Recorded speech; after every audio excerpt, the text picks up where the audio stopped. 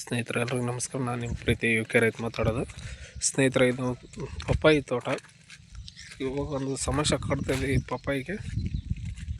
ಏನಂದ್ರೆ ಬಡ್ಡಿ ಕೊಳೆ ರೋಗ. ತೋರಿಸ್ತೀನಿ ಬರ್ರಿ ಸ್ನೇಹಿತರೆ. ಬಡ್ಡಿ ಕೊಳೆ ರೋಗ, ಬೆಳೆ ಎಲ್ಲ ಚೆನ್ನಾಗಿದೆ, ಬಟ್ ಬಡ್ಡಿ ಕೊಳೆ ರೋಗ ಬರ್ತಾಯಿದೆ, ಕಾಡ್ತಾಯಿದೆ. ಅಲ್ಲೊಂದು ಗಿಡಕ್ಕೆ ಇಲ್ಲಿದೆ ನೋಡಿ ಸ್ನೇಹಿತರೆ. ಇದಕ್ಕೆ ಸಂಚಾರ ಪುಡಿ ಅದು ಹಚ್ಚಿದೆ, ಬಟ್ ಈ ಥರ ಹಾಲು ಸೋರ್ತಾಯಿದೆ. ಏನು ಮಾಡ್ಬೇಕು ಅಂತಲೇ ಗೊತ್ತಾಗ್ತಾಯಿಲ್ಲ ನೋಡಿ. ಇಲ್ಲಿ ನೋಡಿ ಹಾಲು ಹೆಂಗೆ ಸೋರಿದೆ. ಹಾಂ, ಅಂದರೆ ಈ ಗಿಡ ಲಾಸ್ ಆಗಿಬಿಡ್ತೈತೆ ರೀ ಇದು.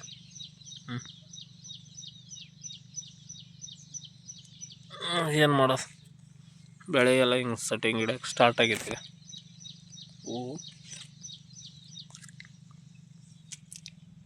ಬಟ್ ಬಡ್ಡಿ ಕೊಳೆ ರೋಗ ಬಂದುಬಿಟ್ಟಿದೆ. ಅಂದರೆ ಎಲ್ಲ ಗಿಡಕ್ಕಲ್ಲ, ಒಂದು 50-60 ಗಿಡಕ್ಕೆ ಹಿಂಗೆ ಬಡ್ಡಿ ಕೊಳೆ ರೋಗ ಆಗೈತೆ. ಪುಡಿ ಹಚ್ಚಿವಿ, ಆದರೂ ನಿಲ್ತಾ ಇಲ್ಲ. ಸಂಚಾರ ಅಂತ ಪುಡಿ ಬರ್ತೈತೆ. ಆ ಪುಡಿನ ಈಗ ಯಾವ್ಯಾವ ಗಿಡಗಳಿಗೆ ಪ್ರತಿಯೊಂದು ಗಿಡಕ್ಕೂ ಡ್ರಂಚಿಂಗ್ ಮಾಡಿಸ್ಬೇಕಾಗೈತೆ. ಅಂದ್ರೆ ನೀರಾಗ ಕಲಸಿ ಚಂಬಲಿ ಹಾಕ್ಸ್ಬೇಕಾಗೈತೆ. ಅಂದ್ರೆ ಮೇ 5ನೇ ತಾರೀಕು ಹಚ್ಚಿ ನೋಡ್ರಿ. ಇದು ಬೆಳೆ ಹೆಂಗೈತೆ ನೋಡ್ರಿ, ಇಷ್ಟಿದೆ.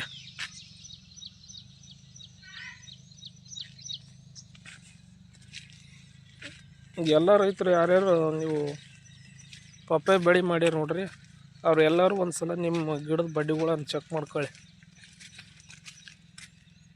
ಯಾಕಂತಂದ್ರೆ ಬಡ್ಡಿ ಕೊಳೆ ರೋಗ ಬಂದಿರುತ್ತೆ. ಹೊಸ್ದಾಗಿ ಏನು ಮಾಡಿರ್ತಾರಲ್ಲ ಅವರು, ಈಗ ಹಳೆ ತೋಟದವ್ರಿಗೆ ಎಲ್ಲ ಗೊತ್ತಿರುತ್ತೆ ಬಡ್ಡಿ ಕೊಳೆ ರೋಗ ಬರೋದು ಬಿಡ್ಲ. ಅದು ಸ್ವಲ್ಪ ನೀರು ಜಾಸ್ತಿ ಆದ್ರೆ ಬರುತ್ತೆ. ಇಲ್ಲಿ ಬಂದೈತೆ ನೋಡ್ರಿ ಮತ್ತು ಗಿಡಕ್ಕೆ. ಹಾಂ ನೋಡ್ರಿ, ಬಡ್ಡಿ ಕೊಳೆ ರೋಗ ಅಂತಾರೆ ಇದಕ್ಕೆ, ಕೊಳೆ ರೋಗ. ಆಮೇಲೆ ಈ ಗಿಡಕ್ಕೆ ಬರ್ತಾಯಿದೆ ನೋಡ್ರಿ, ಇಲ್ಲಿ ಸ್ಟಾರ್ಟ್ ಆಗೈತೆ ನೋಡ್ರಿ. ಇಲ್ಲಿ ಈಗ ಭಾಳ ಅಂದ್ರೆ ಭಾಳ ಸಮಸ್ಯೆ ರೀ ಅವನು. ಇದು ಪಪ್ಪಾಯಿ ಬೆಳೆ ಗಿಡ ಬೆಳೆಸತಕ್ಕ ಒಂದು ಪ್ರಾಬ್ಲಮ್, ಗಿಡ ಬೆಳೆಸಿದಿಂದ ಮತ್ತೊಂದು ಪ್ರಾಬ್ಲಮ್. ರೈತರಿಗೆ ಕಾಡಾದ್ರಿ ಇದು. ಮ್ಯಾಗಿದ್ರೆ ಮಳೆ ಬರ್ತಾಯಿಲ್ಲ. ಇವಾಗ ಸದ್ಯಕ್ಕೆ ಒಂದು 2-3 ದಿನ ಆಯಿತು ಮಳೆ ಬಂದು.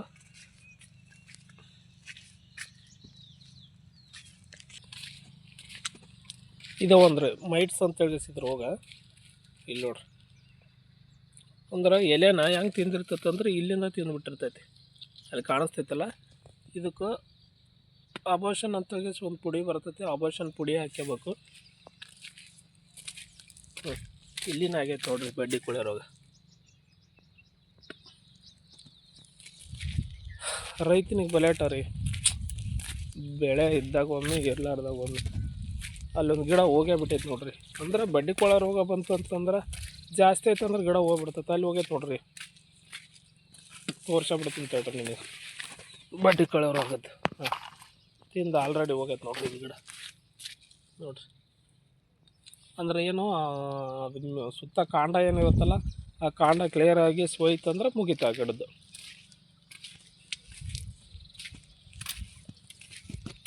ತುಂಬ ಸಮಸ್ಯೆ. ಅಬಾಷನು ಕಂಟ್ರೋಲ್ ಆಗಿದೆ, ಮೈಟ್ಸ್ ಅಂತ ಹೇಳಿಸಿ ಇದು ಎಲ್ಲ ಕಂಟ್ರೋಲ್ ಆಗೈತೆ. 2 ಸಲ ನಿನ್ನೆ ಎಣ್ಣೆ ಹೊಡೆದಿವ್ರೆ, ಹೊಡೆದಿಂದ ಕಂಟ್ರೋಲ್ ಆಗೈತೆ ಅದು. ಅಂದ್ರೆ 2 ದಿನಕ್ಕೊಂದು ಎಣ್ಣೆ ಹೊಡಿಬೇಕು. ಆ್ಯಕ್ಚುಲಿ ಹೊಡೆದೀವಿ, ಈಗ ಆಲ್ರೆಡಿ ಕಂಟ್ರೋಲ್ ಆಗೈತೆ. ಹಿಂಗಾಗೈತೆ. ಇದು ಸೋಲಾರ್ ಸರ, ಹೊಲಕ್ಕೆ ಸೋಲಾರ್ ಹಾಕ್ಸಿದ್ವಿ. ಸುಮಾರು ಒಂದು 5 HP ಮೋಟ್ರ್ ಸೋಲಾರ್ PM ಕುಸುಮ ಯೋಜನೆದಾಗ ಆಗೈತೆ ನೋಡ್ರಿ ಇದು.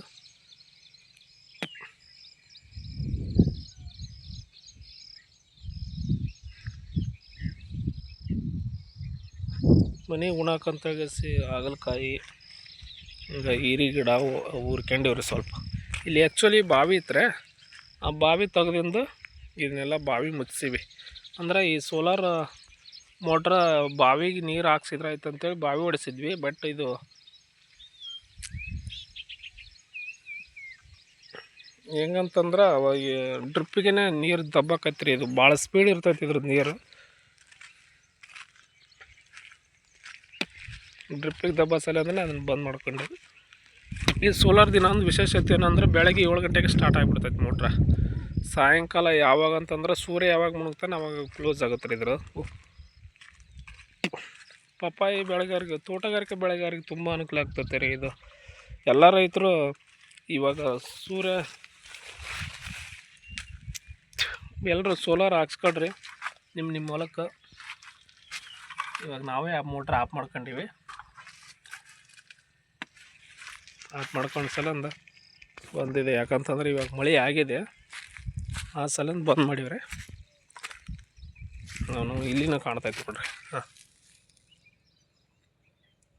ಸ್ವಚ್ಛ ಬಂದ್ಬಿಟ್ಟೈತ್ರಿ. ಏನು ಮಾಡೋ. ನಿಮಗೇನಾದರೂ ಇದಕ್ಕೆ ಬಡ್ಡಿ ಕೊಳೆ ರೋಗಕ್ಕೆ ಬೇರೆದು ಏನಾದರೂ ನಿಮ್ಗೆ ಯಾವುದು ಬಡ್ಡಿ ಕೊಳೆ ರೋಗಕ್ಕೆ ಮೆಡಿಸಿನ್ ಏನಿರುತ್ತಲ್ಲ ಗೊತ್ತಿದ್ದಂದ್ರೆ ಪ್ರತಿಯೊಬ್ಬರು ಕಾಮೆಂಟ್ ಮಾಡಿರಿ ನನ್ನ ಕಾಮೆಂಟ್ನಲ್ಲಿ. ದಯವಿಟ್ಟು ಅಂಥದನ್ನಾದ್ರೂ ಹಾಕತ್ತೀನಿ. ಯಾಕಂದ್ರೆ ನನಗೆ ಗೊತ್ತಿರೋ ಪ್ರಕಾರ ಸಂಚಾರ ಗೊತ್ತಿತ್ತು, ಹಚ್ಚಿದ್ವಿ. ಮೊದಲೆಲ್ಲ ನಾವು ಬೆಳೆ ಹೊತ್ತಿನ ಸಂಚಾರನೇ ಜಾಸ್ತಿ ಯೂಸ್ ಮಾಡ್ತೀವಿ. ಇದು ಸರ್ವೇ ಸಾಮಾನ್ಯ, ಇದು ಬಡ್ಡಿ ಕೊಳ್ಳೆ ರೋಗ ಬರೋದು.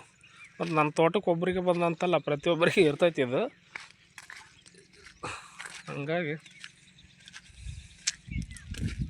ಸ್ವಲ್ಪ ನೀರು ಜಾಸ್ತಿ ಆಯ್ತು ಅಂದ್ರೆ ಆಗುತ್ತೆ. ಇದು ನೀರು ಹೆಚ್ಚ ಕಡಿಮೆ ಮಾಡಬಾರ್ದು.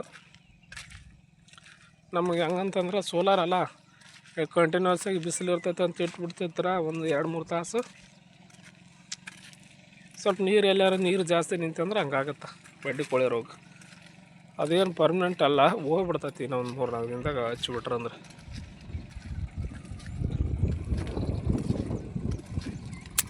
ಹೊಲ್ದಾಗ ಟಿಲ್ಲರ್ ಹೊಡ್ಯಾಕತ್ತೈತಿ ಗಾಡಿ ನಮ್ದು.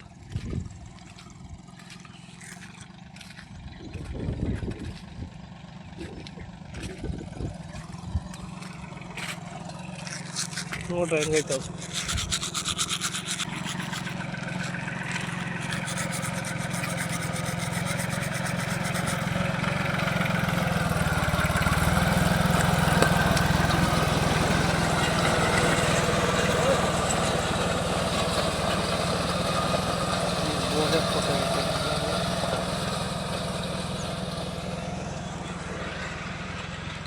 ಅಂದ್ರೆ ಮತ್ತೊಂದು ಸಲ ಇದಕ್ಕೆ ಬೋದ್ ಎತ್ತು ಬಿಡ್ತೀವಿ. ಇವಾಗ ಮಳೆ ಆಗಿದೆಯಲ್ಲ, ಮಳೆ ಆದ ಸಲ ಅಂದ ಬೋದ್ ಎತ್ತೀವಿ.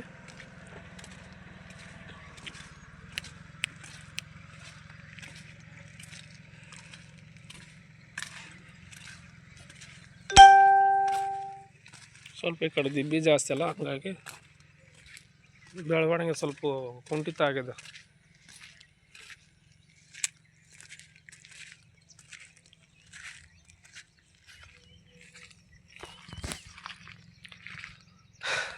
ಈ ವರ್ಷ ತುಂಬ ರೈತರಿಗೆ ಕಷ್ಟ ಆಗೈತೆ. ಇವಾಗ ಒಂದು 3-4 ದಿನ ಆಯ್ತು ಮಳೆ ಬಂದು. ಈಗ ರೈತರು ಎಷ್ಟಂತಂದ್ರೆ ಅದೇ ಒಂದು 50%, 70% ಬಿತ್ತನೆ ಮಾಡ್ಯಾರ. ಇನ್ನೂ ಒಂದು 30% ಜನ ಬಿತ್ತನೆ ಮಾಡಿಲ್ಲ. ಯಾಕಂತಂದ್ರೆ ಮಳೆನೇ ಇಲ್ಲಲ್ಲ, ಮಳೆ ಇರಲಾರ ಸಲಿಂದ ಬಿತ್ತನೆ ಮಾಡಿಲ್ಲ ಅವರು. ನಮ್ಮೂರಾಗೆಲ್ಲ ತೋಟಗಾರಿಕೆ ಜಾಸ್ತಿ. ತೋಟಗಾರಿಕೆ ಇದ್ದ ಸಲಿಂದನೇ ಎಲ್ಲ ಪಪ್ಪಾಯ ಅಂತ ಬರೀ ಪಪ್ಪಾಯನೇ ಮಾಡ್ಯಾರ.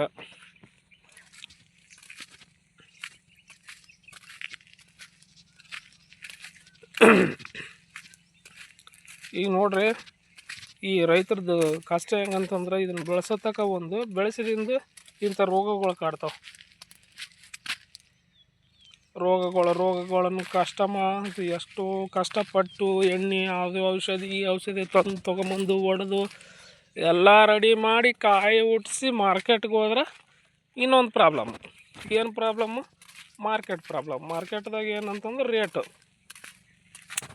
ರೈತಗೆ ಹೆಂಗಾಗಿಬಿಡುತ್ತೆ, ಬರೇ ರೈತಗೆ ಎಲ್ಲನೂ ಪ್ರಾಬ್ಲಮ್ಮು ರೈತನ ತಲೆ ಮ್ಯಾಗ ನೋಡ್ರಿ. ಎಲ್ಲನೂ ಹೊರೆ ಹೊತ್ಕೊಂಡು ಹೋಗ್ಬೇಕವ. ಸಾಲ ಅದು ಅವನ ಸತತ ಪ್ರಯತ್ನ ಇರ್ತೈತಿ ರೈತನ. ಆದ್ರೆ ಅವು ತೊಗೊಳೋ ಮಗಂದು ಹಂಗಲ್ಲ. ನಾವು ಎಟಕ್ಕೆ ಹೇಳ್ತಾನೆ ಅಟಕ್ಕೆ ಕೊಡ್ಬೇಕು ನಾವು. ಇಲ್ಲ ನೀ ಸರಿ ಅವ್ನು ಬೇರೆದವ್ನು ತೊಗೋತಾನೆ ಮಾಲ, ಏನು ಮಾಡ? ಅವಾಗೇನು ಮಾಡಮ್ಮ ಹೇಳ್ರಿ ನಾವು? ಅದಕ್ಕೆ ಇವಾಗ ಮುಂದೆ ನಾವೇ ಒಂದು ಎಲ್ಲ ರೈತರು ಕೂಡಿ ನಾವೇ ಒಂದು ಮಾರ್ಕೆಟ್ ಮಾಡ್ಬೇಕಾಗತ್ತೆ. ಅಲ್ಲಿ ದಲ್ಲಾಳಿಗಳದ್ದು ಕಾಟ ಎಲ್ಲ ಬಂದು ನಮ್ಮ ಹತ್ರ ಬಂದು ತೊಗೊಂಡು ನೋಡ್ರಿ ಯಾವ ಥರ ಸೆಟ್ಟಿಂಗ್ ಹಿಡಿಯಾಗತ್ತೈತೆ ತೆಗಿಸಿ ಹೂವು ಬಂದುಬಿಟ್ಟಿದೆ. ಇದು ಮೇ 5ನೇ ತಾರೀಕು ಹಚ್ಚು ನೋಡ್ರಿ. ಇವತ್ತು ಜುಲೈ 24 ಇವತ್ತು ತಾರೀಕು. ಆಲ್ರೆಡಿ ಸೆಟ್ಟಿಂಗ್ ಬಂದಿದೆ, ಹೂವು ಬಿಟ್ಟಿದೆ. ಬಟ್ ಕೆಲವೊಂದು ಬಡ್ಡಿ ಕೊಳ ರೋಗ ಪ್ರಾಬ್ಲಮ್ ಕಾಡ್ತಾಯಿದೆ. ಈ ಸರಿಸುಮಾರು ಇವು ಒಂದು 6000 ಗಿಡ ಅದಾವೆ. ಇದ್ರಾಗ ಒಂದು 45-50 ಗಿಡಕ್ಕೆ ಅದೇ ಬಡ್ಡಿ ಕೊಳೆ ರೋಗ ತೋರಿಸಿದ್ನಲ್ಲ, ಅದು ಕಾಡ್ತಾಯಿದೆ. ಆಗಲೇ ಟಾಪಿಕ್ ಹೇಳಿದ್ನಲ್ಲ, ಎಲ್ಲ ರೈತರು ಸೇರಿ ಒಂದು ದೊಡ್ಡ ಸ್ಟ್ರೈಕ್ ಇಟ್ಕೋಬೇಕಾಗಿದೆ ಒಟ್ಟು ಈ ಮಾರ್ಕೆಟ್ ಬಗ್ಗೆ. ಪ್ರತಿಯೊಬ್ಬ ರೈತರಿಗೆ ಈ ಪಪ್ಪಾಯಿ ಒಳಗಡೆ ಒಂದು ಕೆ ಜಿಗೆ 30 ರೂಪಾಯಿ ಸಿಕ್ಕರೆ ಅವನಂತ ಶ್ರೀಮಂತ ಯಾರೂ ಅಲ್ಲ. ಬಟ್ ರೇಟ್ ಅಷ್ಟು ಸಿಗೋಲ್ಲ. ಸೀಸನ್ನಾಗ ಒಂದು ರಂಜಾನ್ ಅಂತ ಹಬ್ಬ ಬರ್ತೈತಲ್ಲ, ಆ ಹಬ್ಬದಾಗ ಅಷ್ಟೇ 25-30 ಮಾರುತ್ತೆ. ಆ ಕಡೆ ಎಲ್ಲ 10 ರೂಪಾಯಿ 12 ರೂಪಾಯಿ ಮಾರ್ತೈತಿ. ನಮ್ಮ ಮಾರ್ಕೆಟ್ ಸುಮಾರು ಇಲ್ಲಿಂದ ಹೋಗ್ಬೇಕಾದ್ರೆ ಒಂದು 280 ಕಿಲೋಮೀಟ್ರ್ ಐತೆ ಹೈದ್ರಾಬಾದ್ಗೆ ಹೋಗ್ಬೇಕು. ಅಲ್ಲಿ 10-12 ರೂಪಾಯಿ ಮಾರಿತ್ತು ಅಂತಂದ್ರೆ ಒಂದು ಗಾಡಿಗೆ ನಾವು ಎಷ್ಟು ಸಾವಿರ ಅಂತಂದ್ರೆ 9,000 ರೂಪಾಯಿ ಗಾಡಿ ಬಾಡಿಗೆ ಕೊಡ್ಬೇಕು. ಡ್ರೈವರ್ದು ಊಟ ಕೊಡ್ಬೇಕು, ಆಮೇಲೆ ಡ್ರೈವರ್ಗೆ ಭತ್ತ ಕೊಡಬೇಕು. ಇಷ್ಟು ಕೊಟ್ಟು ಬಂದು ಅದ್ರ ಒಳಗಡೆ ಒಂದು ಗಾಡಿ 3.5 ಟನ್ 35 ಕ್ವಿಂಟಲ್ ಆಗ್ತಾನೆ. 35 ಕ್ವಿಂಟಲ್ಗೆ ರೊಕ್ಕ ಎಷ್ಟಂತಂದ್ರೆ ಒಂದು 15,000 ರೂಪಾಯಿ ಖರ್ಚಾಗುತ್ತೆ. ಗಾಡಿ 9,000 ಬಾಡಿಗೆ, 3,000 ಪೇಪರ್ ಚಾರ್ಜ್, ಆಮೇಲೆ ಮನಿ ಲೇಬರ್ ಇದ್ದರೂ ಸಮೇತಿಗೆ ಅಷ್ಟು ಖರ್ಚಾಗುತ್ತೆ. ಮತ್ತು ಮನಿ ಲೇಬರ್ ಇಲ್ಲ ಅಂದ್ರೆ ಒಂದು ಆ ಕಡೆ ಸುತ್ತಿ ಒಂದು 15-17-18 ಸಾವಿರ ತನಕ ಖರ್ಚಾಗುತ್ತೆ. ಒಂದು ಗಾಡಿಗೆ ಅದೇ ಒಂದು 10-12 ರೂಪಾಯಿ ಮಾರಿತಂದ್ರೆ ಏಟಾಗುತ್ತೆ ನೋಡ್ರಿ ಅದು. ಹಂಗಾಗಿ ರೈತಗೆ ತುಂಬ ಕಷ್ಟ ಆಗ್ತಾಯಿದೆ. ಇದಕ್ಕೇನಾರ ಒಂದು ಪರಿಹಾರ ಅಂತಂದರೆ ಈಗೆಲ್ಲ ಇಲ್ಲಿ ಕಷ್ಟಗಳು ಎಲ್ಲ ಪರಿಹಾರ ಮಾಡ್ಕೊತ ಹೋಗ್ತಾನೆ ರೈತ. ಬಟ್ ಮಾರ್ಕೆಟ್ದಾಗ ಪ್ರಾಬ್ಲಮ್ ಸಾಲ್ವ್ ಮಾಡ್ಕೊಳಕ್ಕಾಗಲ್ಲ. ಇಲ್ಲಿ ರೋಗ ಬಂದೈತೆ ಅಂದ್ರೆ ಇದಕ್ಕೆ ಮೆಡಿಸಿನ್ ತಂದು ಹೊಡೆದಾಗೆ ಕ್ಲಿಯರ್ ಮಾಡಿಬಿಡ್ತಾನೆ. ಇದ್ರದ್ದೇನು ಸಮಸ್ಯೆ ಇಲ್ಲ. ಬೆಕ್ಕದ ರೋಗ ಬರಲ್ಲಕ್ಕೆ ಕಂಟ್ರೋಲ್ ಮಾಡ್ತೀನಿ ಅಂತ ಧೈರ್ಯ ಇಲ್ಲೇ ಐತಿ. ಅಲ್ಲಿ ಮಾರ್ಕೆಟ್ದಾಗ ಬೆಲೆ ಮಾಡ್ಕೋತೀನಿ ಅನ್ನೋದು ಧೈರ್ಯ ಇಲ್ಲ ಅಲ್ಲಿ ರೈತನಿಗೆ. ರೈತಗೆ ಏನಾಗ್ಬಿಡ್ತೈತೆ ಅಂದ್ರೆ ಮಾರ್ಕೆಟ್ದಾಗ ಅವ್ರು ಕಟ್ಟಿದ್ದೇ ಬೆಲೆ. ಇಲ್ಲಿ ರೈತಗೆ ಹಂಗಲ್ಲ. ಇಲ್ಲಿ ಏನು ಬೆಕ್ಕದ ರೋಗ ಬರಲಿ, ರುಜಿ ಬರಲಿ, ಏನೇ ಬರಲಿ ಇದನ್ನು ಫೇಸ್ ಮಾಡ್ತಂಥ ಧೈರ್ಯ ರೈತಗೆ ಐತೆ. ಅಲ್ಲಿ ಮಾರ್ಕೆಟ್ದಾಗ ಹೋಗಿಸಿ ಬೆಲೆ ನಿಗದಿ ಮಾಡ್ತಂಥ ಧೈರ್ಯ ಇಲ್ಲ. ಆ ಧೈರ್ಯ ಬರ್ಬೇಕಾಗಿದೆ ಈಗ ರೈತಗೆ. ಬಂತಂತ್ರ ರೈತ ಉದ್ಧಾರ ಆಗ್ತಾನೆ. ಒಟ್ಟು ಇಲ್ಲಿ ಹಂಗೆ ಇವು ರೋಗಗಳನ್ನೆಲ್ಲ ಕಂಟ್ರೋಲ್ ಮಾಡ್ಕೊತ ಹೋಗಿಸಿ ಬೆಳೆಸ್ತಾನಲ್ಲ, ಅದ್ರಂಗೆ ಅಲ್ಲಿ ಮಾರ್ಕೆಟ್ದಾಗ ಹೋಗಿ ರೇಟ್ ಮಾಡ್ತಂಬ ಧೈರ್ಯ ಮಾರ್ಕೆಟ್ದಾಗ ರೈತನಿಗೆ ಇರಲ್ಲ. ಅಲ್ಲಿ ದಲ್ಲಾಳಿಗಳದೇ ರೇಟ್ ಆಗಿಬಿಡ್ತೈತಿ. ದಲ್ಲಾಳಿಗಳೇ ಹಚ್ಚಿದ್ದನೇ ಮಾರ್ಕೊಂಬರ್ಬಿಟ್ಟವ. ಅದೇ ಪ್ರಾಬ್ಲಮ್ ಆಗಿದೆ. ದಯವಿಟ್ಟು ಎಲ್ಲ ರೈತರಿಗೆ ಕೇಳೋದೇನಂತಂದ್ರೆ, ಎಲ್ಲರೂ ಒಂದೇ ಸೀಸನ್ದಾಗ ಮಾಡಬೇಡ್ರಿ ಇದನ್ನು. ಒಂದೇ ಮಾರ್ಕೆಟ್ಗೆ ಬಿಡ್ತೀವಲ್ಲ, ಅದೇ ಪ್ರಾಬ್ಲಮ್ ಆಗೈತೆ ನಂಬಲ್ಲಿ. ಇನ್ನೊಂದು ಲೋಕಲ್ ಮಾರ್ಕೆಟ್ ಅಂತಂದ್ರೆ ಹೈದ್ರಾಬಾದ್ ಆಗಿಬಿಟ್ಟೈತಿ. ಬೇರೆ ಕಡೆ ಎಲ್ಲ ಅದಾವ್ರಿ. ಸೊಲ್ಲಾಪುರ ಅದ, ಮಹಾರಾಷ್ಟ್ರ, ಸೊಲ್ಲಾಪುರ, ಬೇರೆ ಕಡೆಗೆಲ್ಲ ಈಗ ಮಂಗಳೂರು ಅವು ಅದಾವಂತ. ನಾವೇನು ನೋಡಿಲ್ಲ. ಬೆಂಗಳೂರು, ಮಂಗಳೂರು ಅದಾವಂತ. ಬಟ್ ನಮಗೆ ಲೋಕಲ್ ಮಾರ್ಕೆಟ್ ಅಂತಂದ್ರೆ ಹೈದ್ರಾಬಾದ್. ನಮ್ಗೆ ಬರೀ 270 ಕಿಲೋಮೀಟ್ರ್ ಆಗ್ತದೆ. ಎಲ್ಲ ರೈತರು ಅಲ್ಲಿಗೆ ಹೋಗ್ತೀವಿ. ಅವ್ರು ಏಟು ಹೇಳ್ತಾರೆ ಆಟಕ್ಕೆ ನಿಗದಿ ಅವರೇ ಮಾಡ್ತಾರೆ. ಆಯ್ತು, ಅವ್ರು ಏಟು ಒಂದು 15 ಮಾಡ್ತಾರೋ, 20 ಮಾಡ್ತಾರೋ, 10 ಮಾಡ್ತಾರೋ ಗೊತ್ತಿಲ್ಲ. ಆ ರೇಟಿಗೆ ಏನದ ಕೊಡೋದು, ಹೊಳ್ಳಿ ಬರೋದು. ಒಮ್ಮೊಮ್ಮೆ ಕೈಲೇ ಕಟ್ಟಿವಿ ನಾವೆಲ್ಲ ರೊಕ್ಕನ. ಗಾಡಿ ಬಾಡಿಗೆ ಸಮೇತಿಗೆ ಅದ್ರಾಗ ಈ ಪಪ್ಪಾಯಿದಾಗ ಉಳಿಲಿಲ್ಲ ಅಂತಂದ್ರೆ ಗಾಡಿ ಬಾಡಿಗೆ ಕೈಲೇ ದುಡ್ಡು ಕಟ್ಟಿವಿ. ಬಟ್ ಕೆಲವೊಂದು ಟೈಮ್ದಾಗ ರೇಟ್ ಇರುತ್ತೆ. ಆರಾಮ 25, 30, 35 ಮಾರಿವಿ. ಈಗ ಸದ್ಯಕ್ಕೆ ಏನಂತಂದ್ರೆ ಇವಾಗ ಪ್ರೆಸೆಂಟ್ ನೋಡ್ರಿ ರೇಟ್ ಎಷ್ಟೈತೆ ಅಂತಂದ್ರೆ 60 ರೂಪಾಯಿ ಕೆ ಜಿ ಇದೆ ಈಗ ಪ್ರೆಸೆಂಟ್. ಈಗ ಮೊನ್ನೆ ನಮ್ಮ ಬಲ್ಯಾರು ಒಬ್ರು ಮಾರ್ಕೊಂಡು ಬಂದಾರ. ಒಬ್ರದ್ದು 60 ರೂಪಾಯಿ ಮಾರೈತಿ, ಒಬ್ರದ್ದು 53 ರೂಪಾಯಿ ಮಾರೈತಿ. ಈಗ ಈಗ ಏನಾದರೂ ಈ ಪಪ್ಪಾಯಿ ಮಾಲಿದ್ರೆ ಅವನಂಥ ಶ್ರೀಮಂತ ಯಾವನೂ ಅಲ್ಲ. ಹಂಗಾಗಿ ಅಂದ್ರೆ ಅವ್ರು ಯಾವಾಗ ಮಾಡಿದ್ರು ಅಂತ ಕೇಳಿದ್ರಂದ್ರೆ ಅವರು ಅಕ್ಟೋಬರ್ ತಿಂಗಳದಾಗ ಹಚ್ಚಾರಂತ. ಅಕ್ಟೋಬರ್ ತಿಂಗಳದಾಗ ಹಚ್ಚಿದ್ರೆ ಏನಾಗುತ್ತಂದ್ರೆ ಬಿಸಿಲು ಅನ್ನೋದಾಗ 5 ತಿಂಗಳು ದಾಟಿರ್ಬೇಕು. ಅಂದ್ರೆ ಅಷ್ಟೊತ್ತಿಗೆ ಡೆವಲಪ್ ಆಗಿಬಿಟ್ಟಿರುತ್ತೆ. ಈಗ ನೋಡ್ರಿ, ಈಗ ಮೇ 5ನೇ ತಾರೀಕು ಹಚ್ಚಿನಿ, ಈಗ ಜುಲೈ 24 ಇವತ್ತು ತಾರೀಕು. ಆಲ್ರೆಡಿ ಈಗ ಸೆಟ್ಟಿಂಗ್ ತೊಗೊಳಕ್ಕೆ ಹೂವು ಸ್ಟಾರ್ಟ್ ಆಗಿಬಿಟ್ಟೈತಿ.